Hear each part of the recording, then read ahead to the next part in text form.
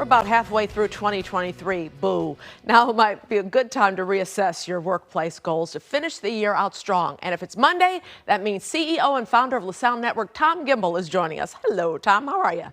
Hello, Micah. How are you? I'm good. I'm good. So you say there are four goals we can do to get ourselves on the right track by January?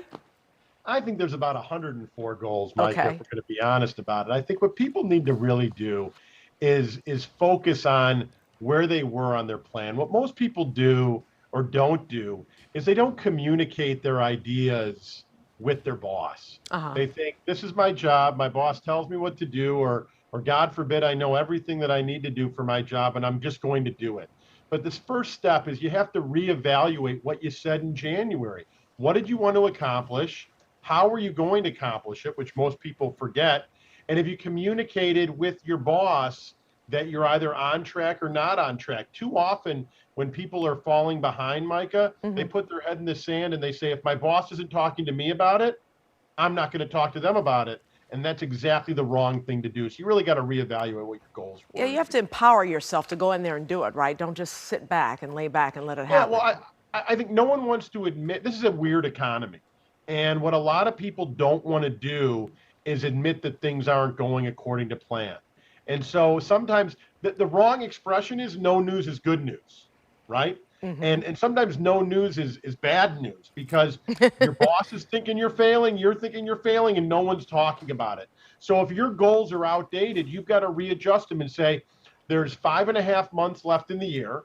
What can I accomplish? What do I want to accomplish? Bring that to your manager and say, I've been looking at the situation. This is what we were supposed to do. This is where the business, either due to no fault of my own or my fault, we're not hitting. And these are some ideas that I have of what would make sense to accomplish for the remainder of the year. It's that type of proactive dialogue that helps. So it could be your fault, right? Of course. You got to have accountability, Micah. Listen, I understand you're in the TV business, but if ratings are bad, it's not always because of where you're situated. Sometimes it's because you just didn't do what you're supposed to do. Thanks And a so you got to lot. take a look in the mirror and you've got to say, did I really mess up? What didn't I do? Did I try as hard as I could? Did I give everything I had? Did I communicate with all lines of business across the organization?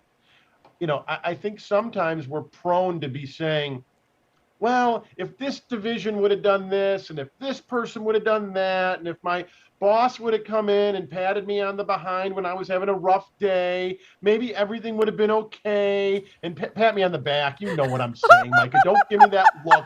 You know what I meant.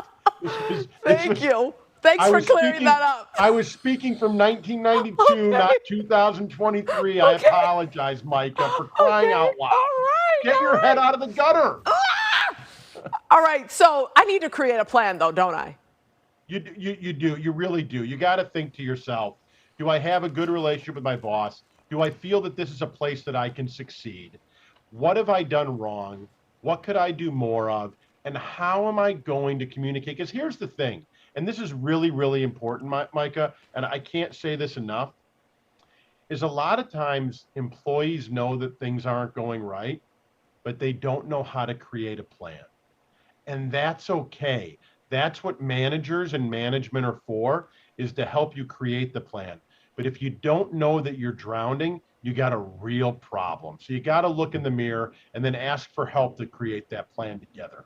So there is a chance to progress and wind up on top at the end of this. Oh, there's nothing better than an overcoming adversity story. We know this from politics to celebrities to business, is that people that can admit there was a problem and then overcome that problem are much more admired in society and in business than people that had smooth sailing all the time. When you're crushing goals all the time, people look and say, maybe it's not that hard. When you hit a valley and then you come back up for a peak, it really shows that you have the ability to overcome problems and that you're tenacious and determined. You're resilient. It's a positive. You are the best part of my Mondays at work, Tom. CEO and founder of LaSalle Network, Tom Gimbel. Thank you. Be safe. Be well. I'm going to come from 2023 next week, Mike. I hope so. I do. I really do. Thank you. Take care.